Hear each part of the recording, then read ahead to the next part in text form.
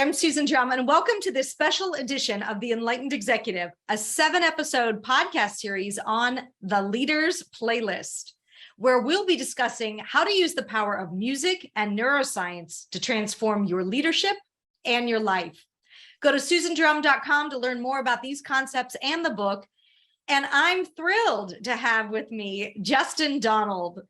Thank you so much for coming on. Justin is what Entrepreneur Magazine calls the Warren Buffett of lifestyle investing. And his whole ethos is to create wealth without creating a job.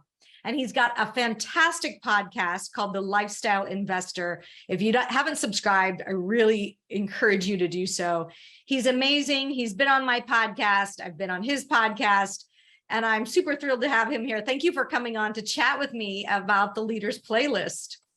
Yeah, my pleasure. Thanks for having me. And, it's really fun always getting a chance to hang with you, Susan. So I'm just excited about all the cool stuff you're doing. And I've got a bunch of questions for you. So I'd love to just kind of start out with just this idea of really incorporating music into your approach here and helping leaders become more effective. It's kind of off the beaten path, at least from a mainstream standpoint. So I'm curious where you learned about this, where you got the idea to incorporate music. Yes. I love it, by the way. I'm curious. No, for sure. This is a technique that worked for me. And it's something I started working with other leaders with. And I started to say, there's something here with music. What is it about music that allows us to essentially shift our emotional state so quickly? But even more, what I found is it primes the neural landscape to be able to help make change stick and faster than it normally would. And I think it was me starting to then do some research on how does music affect the brain, and why am I having these great results with myself and with other leaders I'm coaching in using music. And it's really fascinating when you get into it. Now, you may have heard these stories of like Alzheimer's patients. When you play music and they're unresponsive patients, they come alive. Like you play their favorite music, all of a sudden it's like the synapses are working again. So there is something incredibly powerful about music and how it lights up all regions of the brain. And I just wanted to harness that.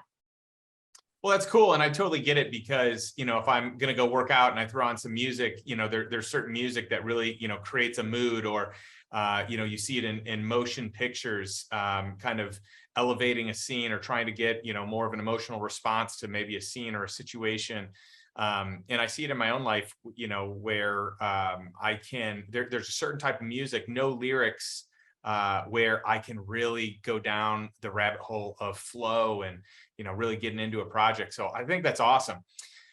Something that you say is that you have this hidden objective for the book. So what is this hidden objective? We kind of have a sense that, hey, if we play upbeat music while we're running, it's going to help improve our running. So we've already intrinsically know there's something there with music. But what I'm doing is taking it at a much deeper level, which the hidden target is what I've seen over the past 20 years of doing this work is that our childhood wounds show up in our leadership and how we lead others. So whatever happened to us way back when, and what we made that mean, and we've all sustained some type of thing.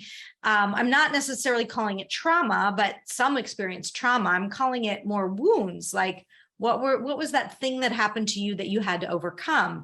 And there are incredible blessings in that, but there also sometimes we think things about the world and about ourselves that just aren't true once we get into a higher level area of leadership. So the hidden target is really to see how that old patterning is getting in the way and how your past is completely expressed in your leadership today, and then how to use music to shift that. Yeah, that's it's interesting. It's powerful. My next question kind of is along the same path. And I think I already have an idea as to the answer of it, but was there a specific event that brought you to this realization that music is really powerful and really impactful, specifically in leadership? It was more on the personal side, but my old childhood wound that I discovered from writing about my life was I'm treated unfairly. And I had lots of examples of where that happened to me. And even objectively, people would look at what happened and be like, yeah, that was like, but I kept staying stuck in that. And I was like, I need to shift it. And I was able to use music myself. And I had this sort of new playlist of empowerment songs that were the exact opposite of that. And the more I played them, the more I started my day with them, the more that they actually gave me that feeling of being empowered and really everything is going my way. Everything is working out for me. That's how I would begin my day. And that's how I would finish my day, and even in the middle of my day. So the more I got into that emotional state, the more my external life started to shift. And so really it was through me doing that and then saying, well, let me test this out on some of my coaching clients, right? And I could see the changes that where they were getting stuck and things that we hadn't been able to shift, we started to be able to shift using this anchor of music. Yeah, that's interesting. And I'm curious if there's like a certain genre that works better, or if it even matters. Because like for me, if I'm listening to anything that has lyrics, it's hard for me to get lost in a project because I just want to, I find myself singing the song or anything like that. So I'm curious, like for me, if I want to get in flow, it needs to be instrumental. But if I want to, get into a certain mood or have a, just a certain beat or certain vibe, I might play something a little more upscale to like bring the energy, kind of like a faster tempo or more of a beat. So is there a genre like country, rap, instrumental, classical, what does that look like? Yeah, so essentially what you're doing is using music to shift your working state, which is entrainment, where you can use music to speed up or slow down. In this instance, we're actually using music to catch an old pattern, or what I call the 8-lane highway to hell, and interrupt that pattern. So that's what we call the old playlist. What I would say about what type of music is, it's what is the emotional resonance for you. It doesn't really matter what music you use. It's more what the music does to you. So how might this impact someone's ability to create, a wealthy life, an epic life, a life well lived, as people would say? Like whenever I describe with my community what wealth is, a component of it is financial, but the larger elements of it have to do with other things like being mentally strong, physically strong, emotionally strong, spiritually strong. So financially strong is part of that, but do you own your time? Are you spending it the way that you want to spend it? Do you look back and say, hey, what a great life I lived? Or do you say, oh, look at these opportunities I missed. I was blind. I was on autopilot. I wasn't being proactive. So how does this help? I love the whole concept that you talk about in the work that you do about redefining wealth is much broader perspective than just financial wealth, because I think that that is so important. And certainly I've worked with these billionaires that have tremendous wealth, but would you say they have wealth in those other categories? I'm not so sure, well, in some cases, yeah, I definitely know they are. So what we're really talking about is a shift in perspective in the way you view the world. And if you're going to shift perspective, using music to be able to shift that perspective and how you lead, like no longer does it have to be, let's say a playlist of a leader I recently worked with he named it I'm Trapped. And he kept using things to, running from being trapped and trying to avoid being trapped, but he was never trapped to begin with, but he so feared it. Well, that's going to play in.